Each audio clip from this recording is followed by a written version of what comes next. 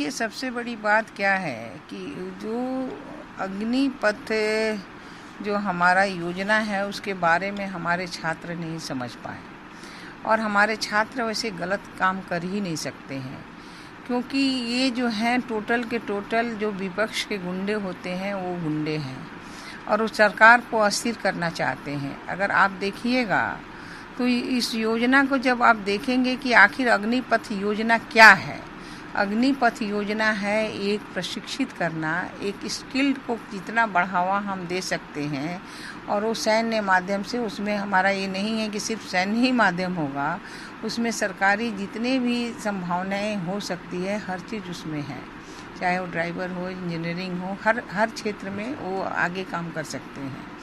तो कहीं भी 7.5 साल में तो कहीं 17 साल में नौकरी तो मिलती नहीं है।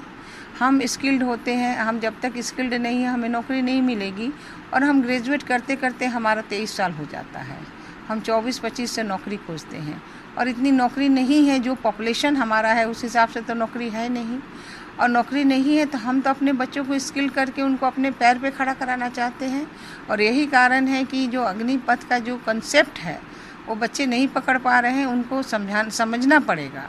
ये कंसेप्ट 17.5 साल इंटर किए हैं, उनको ग्रेजुएट का भी उनको सर्टिफिकेट मिलेगा 4 साल के ट्रेनिंग में, और जब वो ट्रेंड हो जाएंगे सेना से तो फर्स्ट साल में उनको क्या मिल रहा है, कोई मुफ्त में तो नहीं। हम कौशल ट्रेनिंग लेने गए हैं तो हमें जो सरकार का जो है हमारा वो 30,000 में हमें जो है हाथ में हमको 21,000 दे रहे हैं, मेरा 9,000 सेव हो रहा है। दूसरे वर्ष में जो है हमको अगर 21,000 मिल रहा है तो एक साल में जो है हमें 2,52,000 रुपया मिला।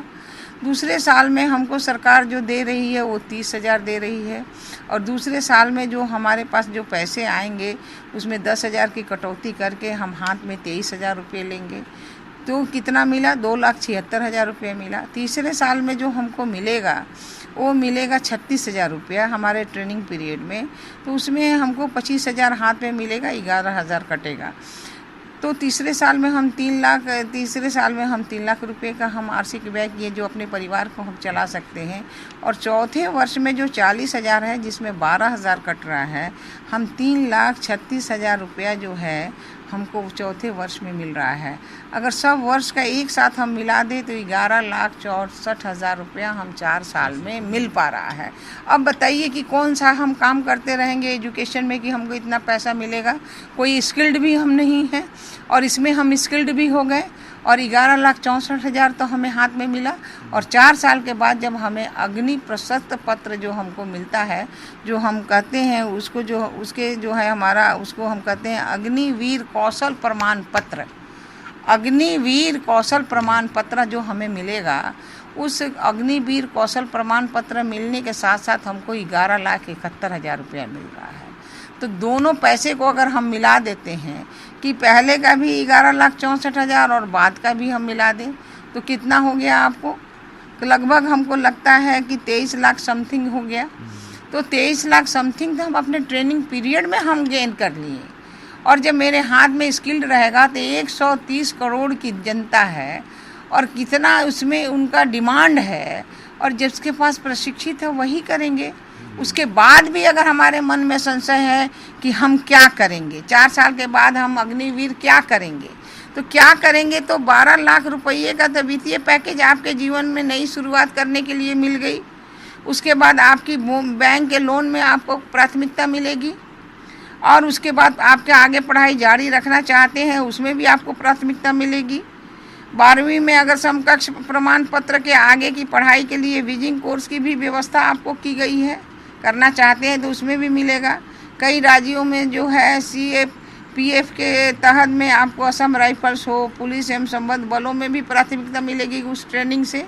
उसके अलावा इंजीनियर, मैकेनिक, कानून व्यवस्था जैसे विभिन्न क्षेत्र में कार्य का अनुभव के लिए वो स्किल का आपको नंबर मिलेगा।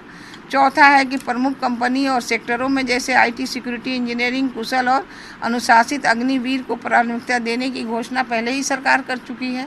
तो क्या चाहिए हमको, जब हम स्कॉलरशिप में हम कर रहे हैं, हम 4 साल में अपनी पढ़ाई भी जारी रखें और हम अपना स्कॉलरशिप कर रहे हैं, क्योंकि हमें तो उस समकक्ष का हमको ट्रेनिंग मिल रहा है। जब ट्रेनिंग मिल रहा है तो इसको कौशल विकास का हम कहेंगे कैसे हम कौशल विकास करते हैं। तो छोटा ट्रेनिंग होता है, ये बड़ी ट्रेनिंग है, आपको बड़ा पैसा मिलता है। उसमें जो हमारे स्किल्ड बच्चे होंगे उसमें 25% चले जाएंगे, जो अनस्किल्ड होंगे वो इस सब क्षेत्र में जाएंगे। घर में आके स्किल्ड बच्चा कभी घर में बैठता है क्या? तो ये जो है जनता को, छात्र को गुमराह करने के लिए ये विपक्षी नेता अपनी रोटी सेक रहे हैं और जनता का सामान का सत्यानाश कर रहे हैं। जो हमारा गाड़ी कमाई का, चाहे ट्रेन हो, चाहे स्टेशन हो, चाहे किसी की प्राइवेट प्रॉपर्टी हो, इन सब को अगर नाश करने का कोई काम किया है तो ये विपक्ष के गुंडे जो हैं वो काम कर रहे हैं। भाजपा के मंत्री, भाजपा के अध्यक्ष, भाजपा कार्यालय पे हमला हो रहा है। बेतिया, सासाराम में भाजपा कार्यालय पे आपके अध्यक्ष के घर आवास नहीं, सबसे बड़ी बात है कि ये भाजपा को टारगेट बनाया है, क्योंकि भाजपा के मंत्री तो हैं जो हमारे केंद्र सरकार के मंत्री हैं, एनडीए के मंत्री हैं, लेकिन इनको टारगेट बनाया जा रहा है क्योंकि विपक्ष की रोटी सेकाई नहीं हो रही है और सरकार एकदम सशक्त है। तो ऐसे गुंडों पर जितनी कड़ी से कड़ी कार्रवाई हो सके उसको करने की आवश्यकता है। आपके यहाँ कितना हानि हो पाई है? हानि हुआ है वो तो देखेंगे, जनता देखी है कि कितना हानि हुआ है। गाड़ी भी आपकी एक सब हानि दिखाई पड़ रहा है। ये नहीं कर सकता है। ये रचे हुए विपक्ष के नेताओं का जो साजिश है वो साजिश का खुलासा हो रहा है और खुलासा हो भी जाएगा और इस पर जितनी कड़ी कार्रवाई हो सकती है उतनी करने की जरूरत है।